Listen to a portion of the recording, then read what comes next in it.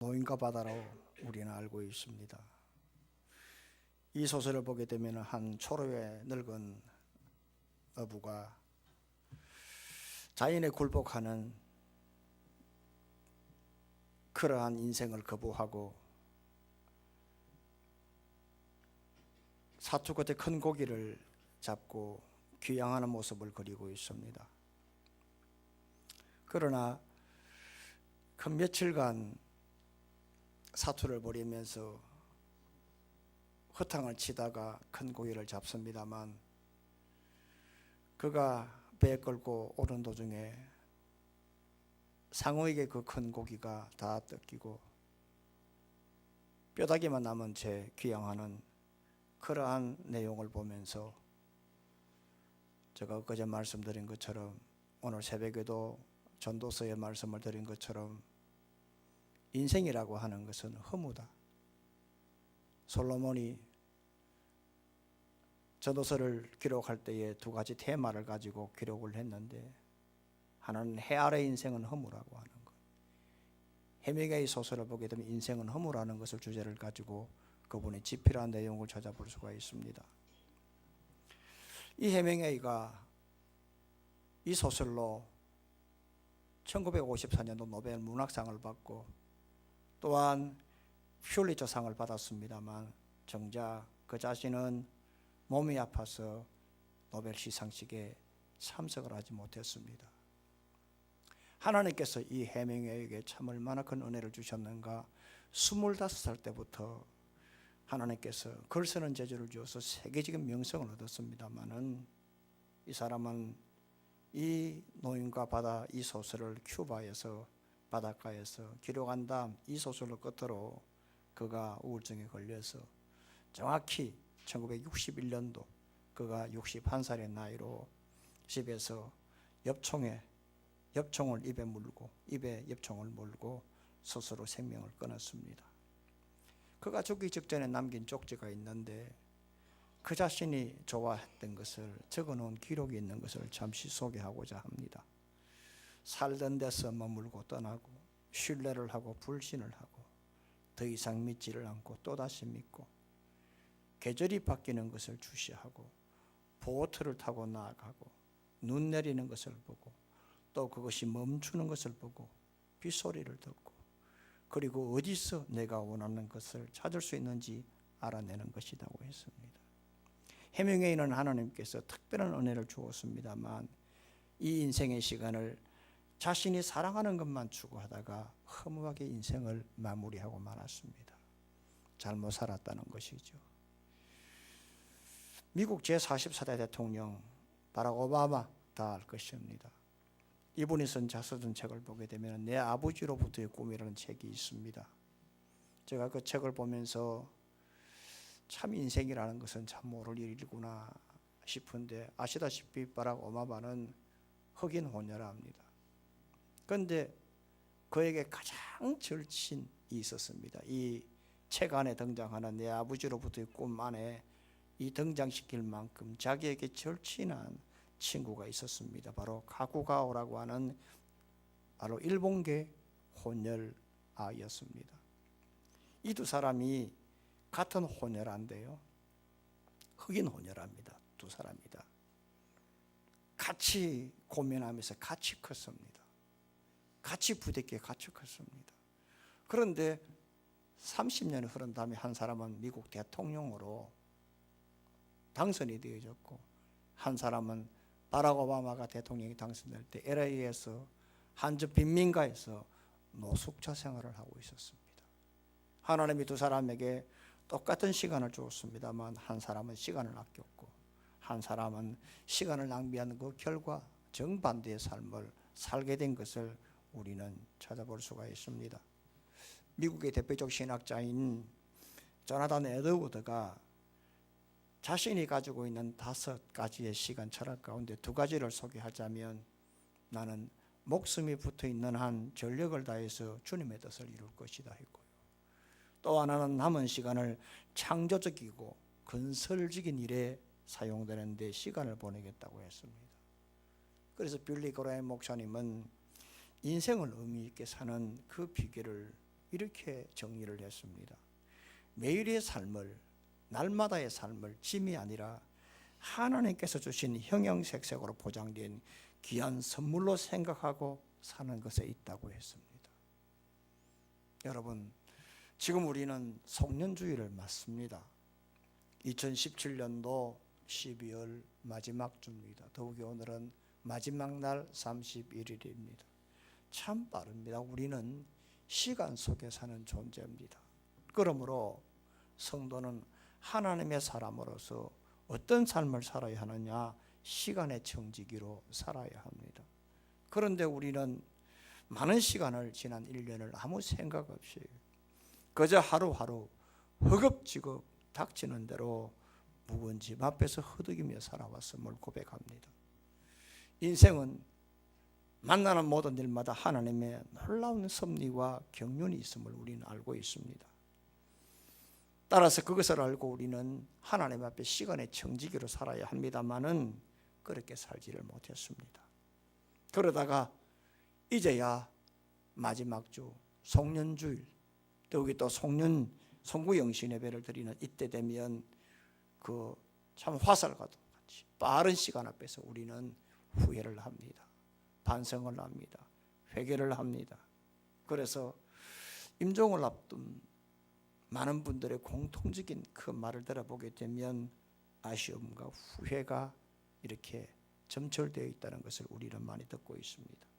그래서 인생을 마무리하기 전에 참 자신이 걸어온 그 족적 앞에 참 눈물을 흘리고 또 회개하고 하는 것을 들어보면서 우리는 어떤 시간을 보내야 할 것인가 다시 한 번 더 생각해 보게 된다는 것입니다. 어떤 사람이 인생을 마무리를 잘할 수 있을까? 돌아보는 사람입니다. 그리고 그 돌아보고 그것을 반면교사로 삼아 내일을 설계하는 사람, 바로 이런 사람이 하나님께 붙잡힌 사람이요, 이런 사람이 하나님께서 강하게 붙잡아 주시는, 다시 말하면 성령께서 역사하시고 성령이 지배하는 삶을 살아가게 된다는 것입니다. 오늘 여러분들이 오늘 이 말씀을 통해서 하나님 앞에서 한 해를 잘 마무리하고 또한 새롭게 한 해를 설계하는 그러한 송년주일로 여러분들이 맞으면서 성령의 지배를 받는 복된 한 주가 되기를 주의 이름으로 축원합니다. 그러면 우리가 성령의 지배 속에서 이렇게 한 해를 슬기롭게 마감하려고 하면 제일 먼저 하나님의 인도대로 내가 한 해를 걸어왔는가를 돌아볼 필요가 있습니다. 내 인생을 내가 이니시어티브를 내가 쥐고 있었느냐, 하나님의 인도대로 내가 걸어왔는가를 돌아볼 필요가 있다 이 말입니다. 1절로부터 3절까지 다 같이 읽습니다. 시작. 소요가 그침에 바울은 다 같이요. 다시 한 번 더 다 같이 똑같이 1절로 3절 시작.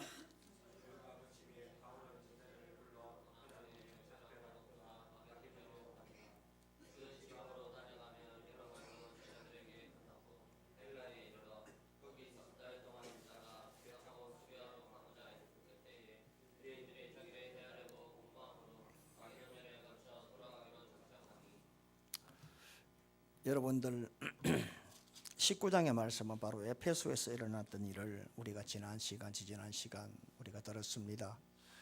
바울이 에베소에서 복음을 증거하자 귀신이 떠나고 병든 자가 치유되어졌습니다. 많은 사람들이 이 사건을 보고 회개를 하고 심지어 마술사들이 회개를 하면서 불에 태운 그런 마술 책값이 무려 은 5만이라고 했습니다. 이렇게 이 에베소에 복음의 역사가 일어나자 아담의 신상을 만들던 이 데메드리오가 자신의 생활에 타격이 올 것을 염려를 하면서 이러다가 자기가 굶어 죽을 것 같아서 사람들을 이렇게 회유를 해서 선동을 했습니다. 이렇게 되면 우리가 섬기는 아담의 신상의 위험이 이렇게 떨어지게 되고 우리의 사업에 어려움이 있으니까 저 사람 쫓아내자. 그렇게 해서 바울의 동력자 두 사람을 잡아가지고 그리고 공회당 앞에 그리고 이 도란노 서원에서 좀 떨어진 이러한 공연장에 잡아넣어서 소동을 벌이게 되고 그리고 그들이 소란을 계속 하게 되자 서기관이 그 소란을 이렇게 정리를 시킵니다. 에베소에서 이런 사건이 있었습니다. 이런 놀라운 주의 표적의 역사가, 하나님의 드러남의 역사가 에베소에 있었습니다. 그리고 난 다음에 오늘 20장에 넘어와서 이 소요가 그치고 난 다음에 했습니다. 바울은 제자들을 불러서 권했다라고 했습니다. 이 권했다, 이 말은 파라칼레오란 말입니다. 권유하다 하는 뜻입니다. 훈계하다, 또 격려하다 하는 뜻입니다. 그리고 해서 에베소를 떠났습니다.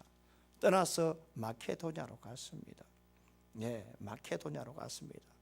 그러니까 에베소에서는 터키입니다. 그러나 이 마케도냐는 유럽입니다. 빌립보 바로 그 위쪽입니다. 그러니까 천상 이 마케도냐로 가려고 하면 2차 전도 때처럼 트로아에 가서 배를 타고 이렇게 건너가야만 합니다. 그렇게 해서 바울이 이제 에베소에서 다시 트로아에 가서 배를 타고 마케도냐 빌립보 쪽으로 갔다 이 말입니다. 자, 그리고 난 다음에 2절에 보니까 그 지방으로 다녀가면 그 지방은 바로 마케도냐입니다. 바로 바울이 2차 전도 때 전도했던 그 지방입니다. 이 지방으로 다녀가면 여러 말로 권면했다, 권하다, 바로 1절에 있던 이 파라칼라오, 권면하다 하는 말과 똑같습니다. 똑같은 뜻입니다. 권하고 했습니다. 권하고 했습니다. 그러니까 바울이 3차 전도를 했던 그 이유가 뭘까 하면 바로 2차 전도 때에 그가 전도했던 성도들의 믿음이 잘 자라도록 훈계하고 또 격려하고 그리고 위로하는 그 목적으로 해서 3차 전도를 시작하게 되어졌다 하는 것을 알 수가 있습니다. 그리고 난 다음에 이제 바울이 그리스 위쪽 마케도냐 빌립보 지역에 있다가 헬라에 이르러 했습니다. 헬라는 바로 아가야 지방입니다. 아가야 지방의 수도는 중심은 바로 고린도입니다. 그러니까 2절 끝에 헬라에 이르러 이 말은 뭡니까? 고린도에 왔다. 빌립보에서 쭉 해안선을 타고 고린도까지 내려왔다 하는 얘기입니다. 자, 그래서 오늘 여기에서 얼마 있었느냐 하면 여기에서 석 달 동안 있었다고 했습니다. 석 달 동안 바로 여기에서 고린도에 석 달 있으면서 그 유명한 로마서를 적었다는 것을 여러분들이 기억할 필요가 있습니다. 그래서 여기에서 석 달 동안 있다가 했습니다. 그러니까 굉장히 지금 사도 바울이 힘들고 피곤합니다. 그리고 자신이 지금 빨리 가야 될 목적이 있습니다. 예루살렘으로 갈 목적이 있습니다. 그래서 배 타고 수리아로 가고자 할 때에 수리아가 어디냐? 바로 수리아 안디옥입니다. 그래서 수리아 안디옥 해서 바로 수리아 안디옥 사도 바울이 파송했던 바로 그 지역, 바로 거기에 가서 예루살렘으로 가려고 자신이 계획을 했습니다. 그런데 보니까 자신을 죽이려고 공모한 작당한 그런 무리들이 고린도에 딱 진을 치고 있었습니다. 그러니까 배를 타고 빨리 가야 되는데 자기를 죽이려고 하는 그러한 사람들이 기다리고 있다 보니까 배를 타고 갈 수가 없는 겁니다. 그래서 어쩔 수 없이 다시 고린도에서 거꾸로 걸어서 내려왔는 그 길을 배를 타고 이제 아시아 터키를 건너가야 되는데 건너가지 못하고 다시 거꾸로 걸어서 위쪽으로 북쪽으로 다시 이 마케도냐를 걸어갔다고 말씀을 하고 있습니다. 여러분, 여기에서 우리가 생각할 중요한 이유가 있습니다. 사도 바울이 어떤 길을 걸어갔는가 합니다. 우리가 보통 한 번 간 곳은 잘 안 가잖아요. 그런데 바울은 마케도냐를 3번이나 갔습니다. 3번 갔습니다. 2차 전도 때 한번 갔죠. 보십시오. 그가 트로아에서 아시아에서 전도를 하려고 했습니다. 가는 길마다 막힙니다. 왜 막힐까? 기도했습니다. 그때에 마케도냐에서 한 사람이 우리를 위해서 건너오라고 트로아에서 환상을 봅니다. 우리를 위해서 건너오라고. 사도 바울의 생각은 아시아였습니다. 터키 북쪽 갈라디아 쪽이었습니다. 그런데 아무리 가려고 해도 계속 막히는 겁니다. 왜 하나님이 막을까? 기도하다 보니까 환상 중에 마케도냐에서 그리스 북부 지역에서 우리를 위해서 도와달라고 부르는 소리를 들었습니다. 사도 바울이 그 환상을 보고 그 음성을 듣고 아무 소리하지 않고 하나님이 인도하는 대로 갔습니다. 인도하는 대로 가다 보니까 빌립보에서 루디아를 만났습니다. 그 비단 장수, 옷감 장수 루디아를 만나서 유럽 전도의 전초 기제가 되는 빌립보 교회가 세워졌습니다. 그리고 난 다음에 2차 전도를 마쳤습니다. 그리고 돌아왔습니다. 돌아오고 난 다음에 3차 전도를 시작하면서 또 이제는 에베소를 거쳐서 걸어서 에베소에서 다시 드로아에서 또 배를 타고 또 갔습니다. 하나님이 인도하는 대로 갔습니다. 그 목적은 뭐냐 하면 2차 전도 때에 자기가 전도했던 그 성도들이 얼마나 믿음이 잘 자라는지, 또 고난받은 사람들에게 격려하고 위로하고 다시 비랍 세워주기 위해서 다시 찾아간 것입니다. 하나님이 인도하는 데 끌려간 겁니다. 그걸로 자기는 끝나려고 했습니다. 그것으로 자신은 이제는 마케도니아는 이 정도면 됐다 생각합니다. 다시는 찾아갈 생각이 없었습니다. 그런데 들끄덕 고린도에서 자기는 배를 타고 다시 자기는 이제 수리아 안데오로 빨리 건너가려고 하는 그때에 고린도에서 길이 막힌 겁니다. 왜? 자기를 죽이려고 했던 모든 사람들이 자신을 기다리고 있었던 겁니다. 그러니까 길이 막히자 하나님께서 인도하는 대로 끌려간 것이 바로 마케도니아입니다. 3번 간 겁니다. 여러분, 우리가 여기에서 생각해 볼 필요가 있습니다. 어떤 길을 가더라도 내가 내 생각대로 가느냐, 우리 그런 일이 많잖아요. 내가 생각하라 계획을 하면 내가 생각한 그 길을 가려고 하지, 이때 하나님께서 어떻게 역사하실까, 하나님께서 어떤 계획이 있을까, 여기에 하나님 어떤, 이 생각 잘 안 하잖아요. 물론 하기도 합니다만 그런 생각하는 경우는 참 적지 않습니까? 그만큼 우리들은 우리의 생각이 앞섰지만 사도 바울은 거기에 하나님의 뜻에 굉장히 민감했습니다. 막히면 하나님이 인도하는 대로, 평소에도 하나님이 인도하는 대로 갔지만 길이 막힐 때 하나님께서 이끄시는 대로 따라간 것입니다. 그러니까 그 결과는 형통한 것이죠. 여러분, 누가복음 5장을 보게 되면 베드로가 고기 잡는 사건이 나오잖아요. 많은 말씀 들었잖아요. 베드로가 밤새도록 고기 한 마리 못 잡고 귀향했을 때에 한국에 도착했을 때에 예수님께서 하시는 말씀이 참 생뚱맞게 깊은 데로 걸어 깊은 데로 가서 고기를 잡으라 했습니다. 깊은 데로 가서 그물을 던지라 했습니다. 깊은 데로 가서 그물을 던지라. 이 말도 안 되는 소리를 하고 있어요. 베드로는 고기 전문가 아닙니까? 자기의 전문이 고기 잡이 아닙니까? 예수님의 전공은 뭐예요? 목수입니다. 소년 가장으로서 아버지 요셉을 따라 목수를 배웠습니다. 그러니까 안 그래도 고기 한 마리 잡지 못했는데, 안 그래도 지금 현재로 스트레스를 받고 있는데 예수님이 깊은 데로 가서 그물을 던지라 이 말을 듣고 베드로가 상당히 기분이 나빴을 것입니다. 그런데도 베드로는 자신에게 말씀하는 그분이 메시아임을 깨닫게 된 겁니다. 이 당시까지만 하더라도 완전히 100%는 아니었습니다. 그러나 어렴풋이 이분이 누군가를 조금씩 눈이 열리기 시작했던 것입니다. 그래서 자신은 고기 전문가요, 예수님은 목수지만 저분은 뭐냐? 바로 하나님의 아들이다. 다시 말하면 전지전능한 분이다. 저분은 바로 하나님의 아들이요, 전지전능하신 분이다. 따라서 예수님은 목수뿐만이 아니라 바로 모든 것의 전공이다. 이걸 알았기 때문에 예수님이 인도하는 대로 갔습니다.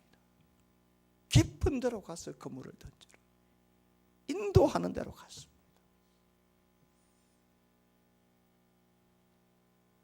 신반포교회에서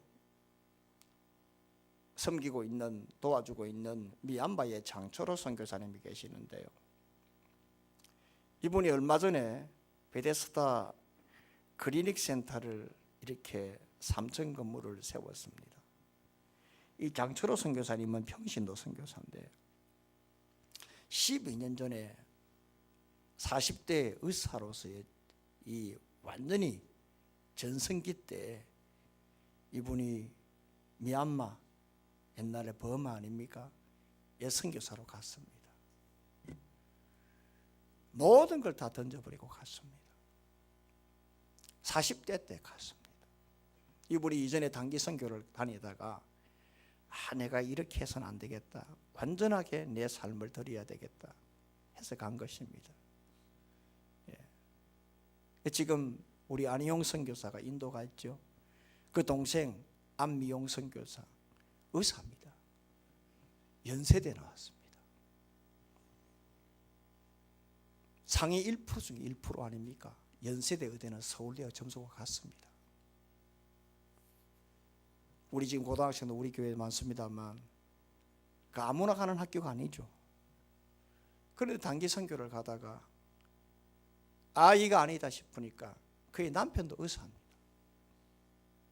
의사 2명이 부부가 캄보디아에 헌신한 겁니다. 이처럼 장철호 선교사가 미얀마에 40대 갈 때에 그때 아이가 3명이었다고 합니다. 초등학교, 그 다음에 중학교, 고등학교 자녀가 3명이었습니다. 그러니까 이 아이들을 데리고 어딜 간다, 지역을 옮기는 이사한다 두렵잖아요. 그런데 특히 미얀마라고 한다 굉장히 마음에 여러 가지 두려움이 있었다고 합니다.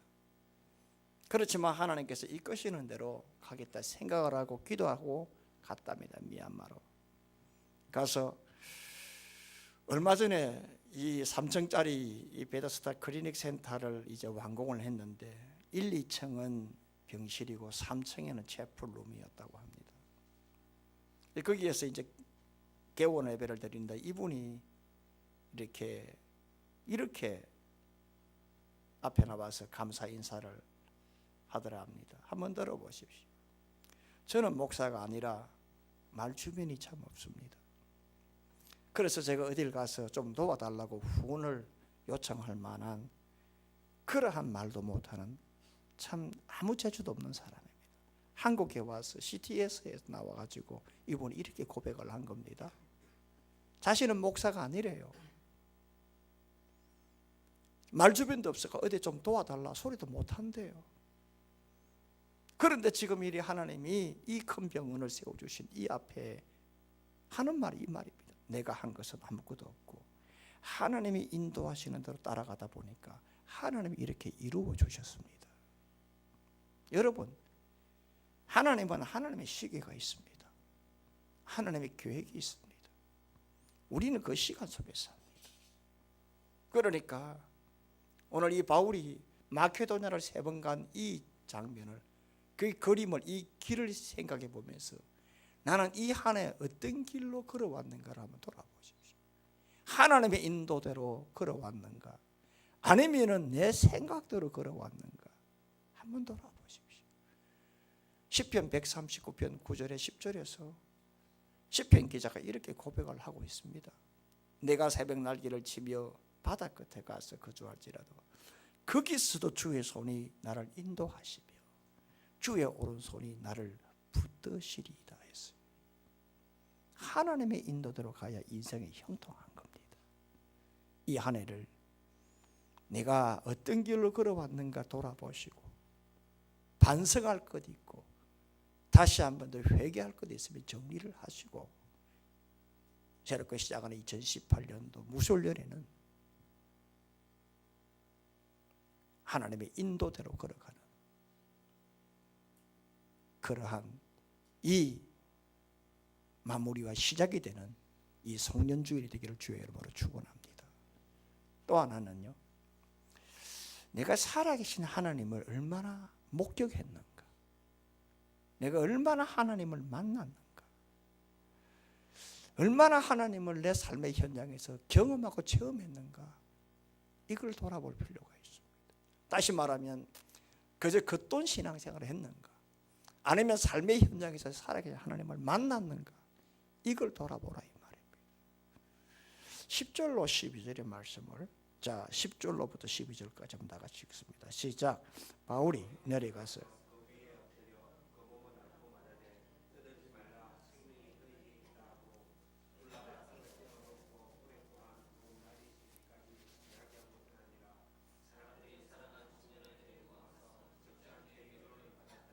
바울이 드로아에 도착해 가지고요, 이제 복음을 증거합니다. 이제 드로아에 도착을 했습니다. 이제 바울이 마케도니아에 가서 이제는 자기가 고린도에서 가야 되는데 사람들이 자기를 죽이려고 하니까 어쩔 수 없이 이제는 다시 마케도니아로 올라갔어요.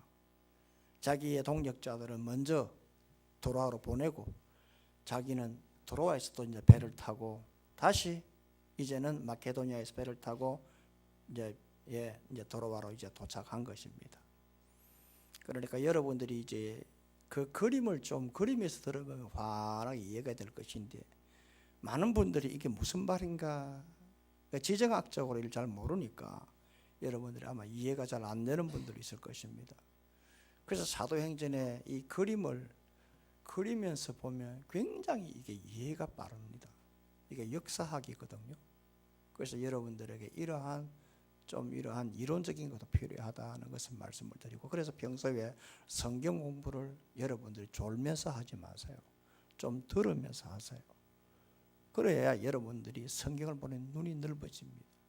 그래서 바울이 드로아에 도착을 했는데, 바울이 지금 드로아에 도착했을 때에 6절의 말씀을 보십시오. 6절의 말씀 보게 되면 바울이 지금 보니까 드로아에 있는 그들에게서 1일을 머물렀다. 한 주를 머물렀다. 7일을 있었다 이 말입니다. 자, 그런데 7절의 말씀 보면 뭐라고 합니까? 그 주간의 첫날에 했습니다. 그 주간의 첫날이 뭐죠? 안식 후 첫날. 우리말로 말하면 뭐예요? 주일입니다. 주일에 떡을 때려 하여 모였다 했습니다. 그래서 그 당시에 벌써 주일을 지켰다는 것입니다. 드로아 교회에서요. 그래서 여기에 떡이라는 것은 바로 성찬이요. 오늘 저녁에 우리 예배 드릴 때 우리가 성찬식 하지 않습니까? 이게 성찬식을 한, 예찬식을 한 것입니다. 예수 그리스도의 십자가에 대한 그 보혈에 대한 공로를 기념하는 바로 이 성찬을 한 것입니다.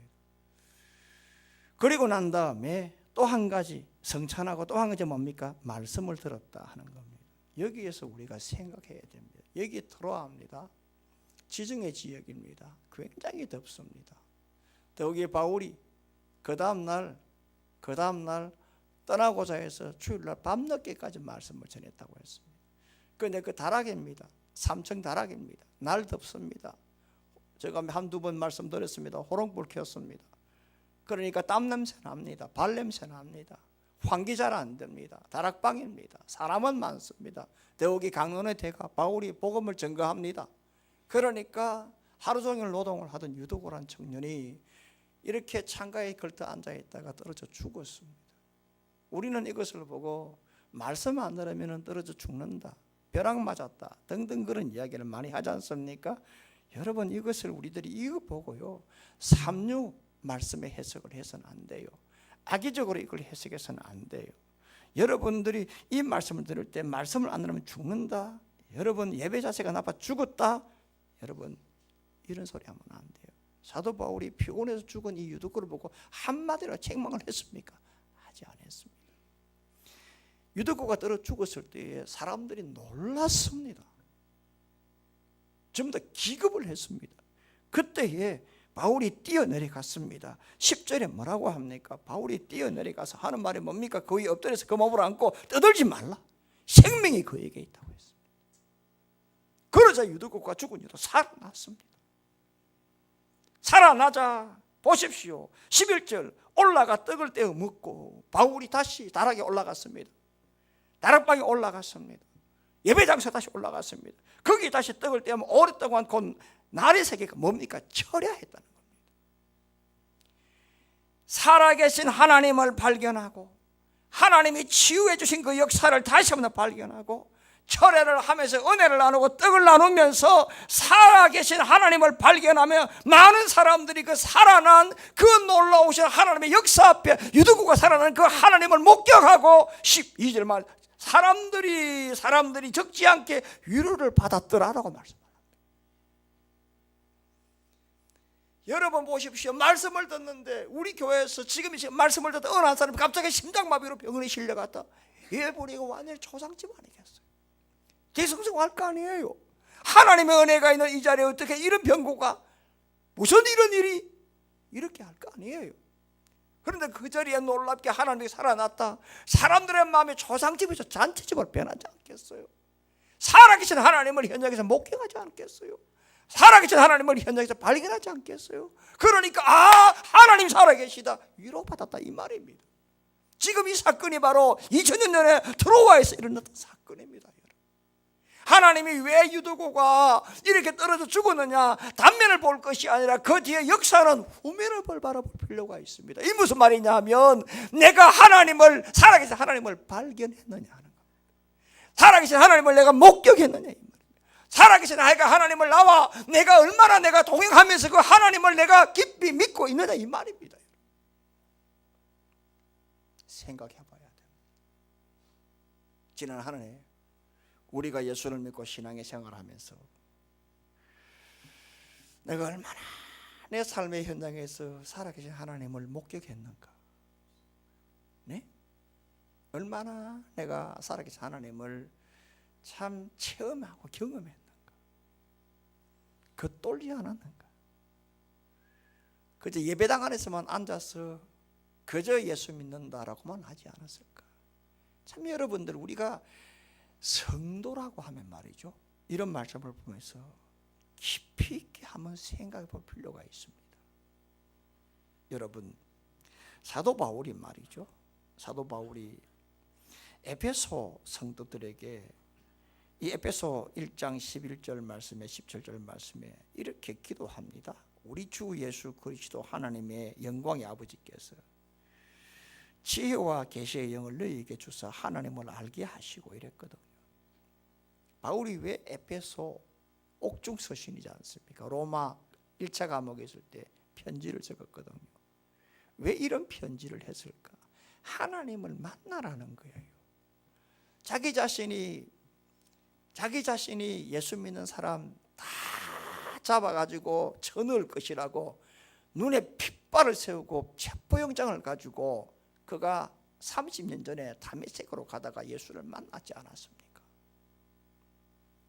눈이 완전히 감겼잖아요.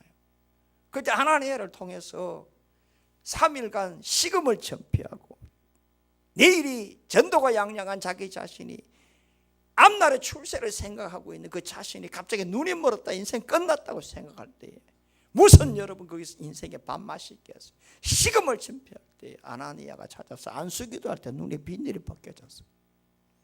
무슨 말이죠? 살아계신 하나님을 체험한 거예요.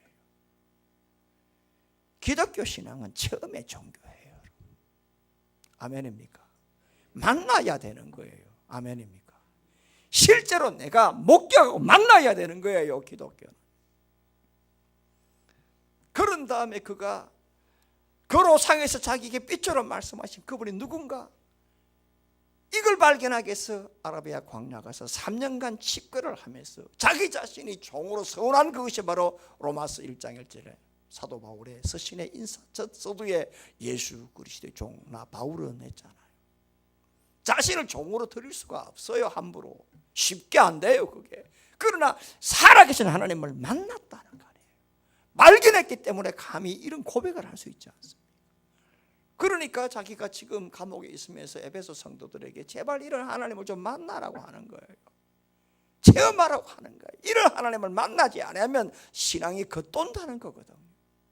그래서 우리 주 예수 그리스도 하나님의 영광의 아버지께서 지혜와 계시의 영을 너희에게 주사 하나님을 알게 하시고, 여기에서 계시의 영은 성령이요, 계시는 비밀을 벗겨서 보여주는 거, 드러나게 하는 것 아닙니까? 그러니까 보여주는 이거 성령이 하는 거예요. 그러니까 너희들이 성령을 체험을 하고 하나님을 알아라, 다시 하나님을 만나라, 하나님을 체험하라, 하나님을 목격하라 이런 거예요.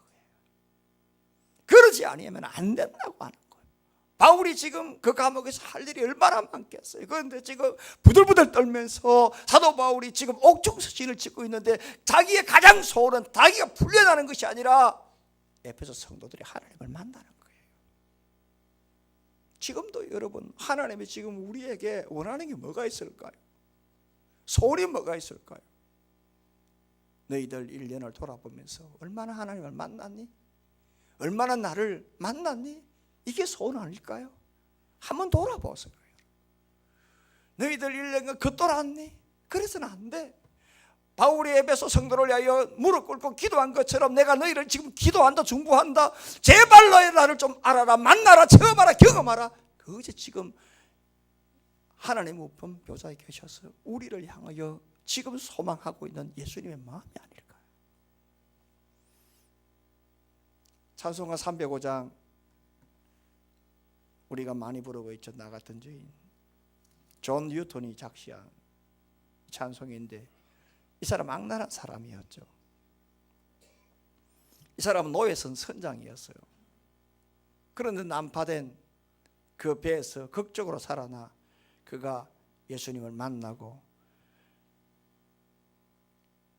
자기를 만나 주신, 구원해 주신 하나님의 은혜가 얼마나 감사한지, 자기는 목사가 되고 난 다음에도 평생도록 목사 가운을 입지 않고 노예복을 입고 목회를 했습니다. 주일날 강론했습니다. 그분이 쓴 찬송 305장 나 같은 죄인 살리신 1절 후반부 2소절을 보게 되면 우리가 익히 알고 있는 잃었던 생명 찾았고 광명 얻었네, 이거 있잖아요. 잃었던 생명 찾았고 광명으로 얻었네, 이거 있잖아요. 영어 찬송가 보면 이렇게 되어 있어요. I once was lost. 나는 길을 잃어버렸다, 이 말입니다. But now am found was blind. 그러나 지금은 눈이 멀었다. Found was blind. 눈이 멀었다는 것을 지금은 내가 안다, 발견했다. 한때 내가 길을 잃었지만 그러나 지금은 눈이 멀었다는 것을 내가 발견했다, 목격했다. 그 다음 보십시오. But now I see. 그리고 나는 지금 그것을 보고 있다.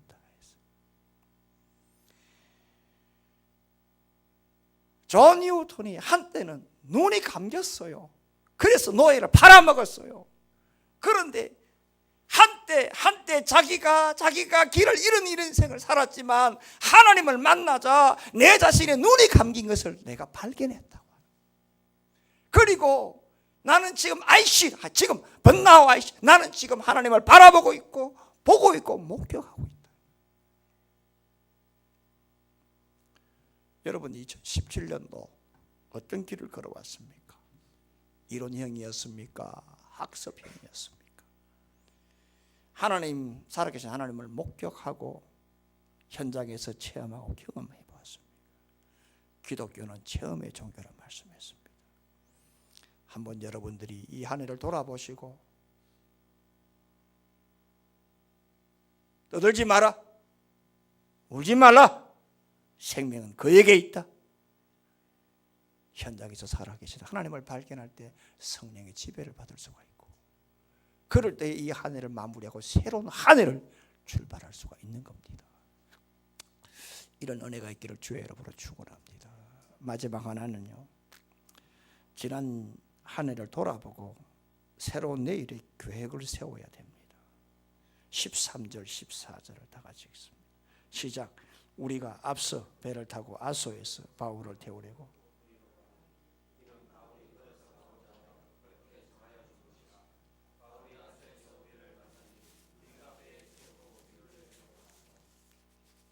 지금 사도 바울이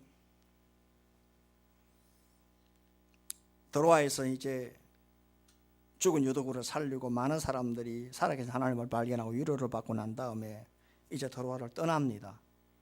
떠나는데 13절에 보니까 그 동역자들은 배를 타고 아소로 가는데 바울은 드로아에서 아소까지 걸어가고자 합니다. 이 드로아에서 아소까지가 80리입니다. 20km입니다. 안 그래도 지금 바울을 노리고 있는 사람들이 많은데 걸어간다. 굉장히 위험하잖아요. 근데 왜 걸어갔을까? 많은 신학자들은 걸어간다라고 할 때에 겁을 먹어서 고린도처럼 지금 자기를 죽이려는 사람 때문에 겁을 먹어가지고 더 조심하기 위해서 뭐 걸어갔다. 어떤 학자들은 신방하려고 하는 성도들이 있기 때문에 걸어갔다. 또 어떤 학자들은 뭐 배를 타기 싫어서 걸어갔다. 등등 이상한 해석이 많아요. 저는 목회자로서 그렇게 보지 않습니다. 왜 걸어갔을까? 지금 바울의 지금 목적지는 예루살렘이에요. 지금 예루살렘에 가면 벌써 하나님께서 자신에게 영감을 주었어요. 이제는 죽을 때가 다 돼간다고 하는 거예요. 자신이 지금 서서히 인생 마무리가 되어간다 알고 있었어요.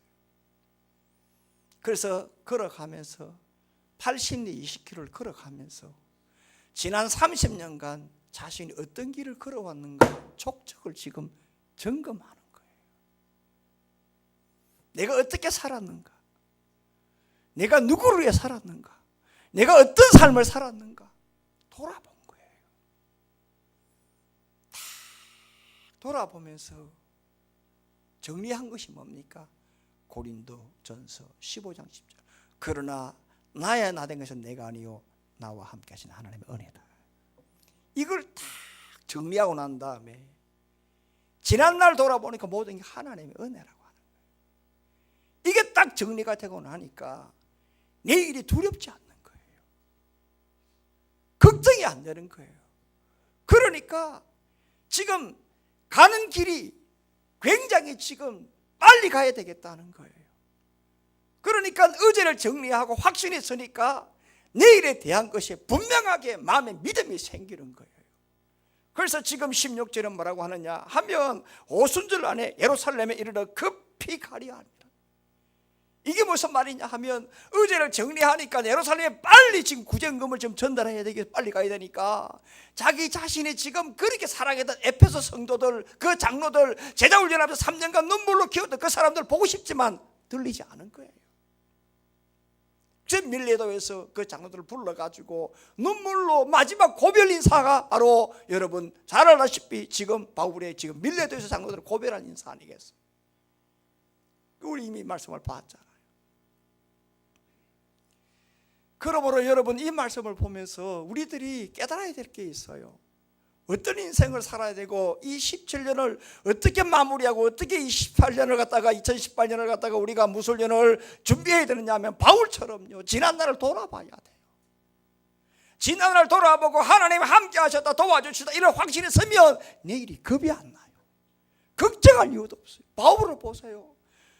아소까지 길을 걸어가면서 하나님의 은혜를 딱 생각하니까 걱정 없으니까 빨리 내일 예루살렘으로 가서 이걸 전달해야 되겠다.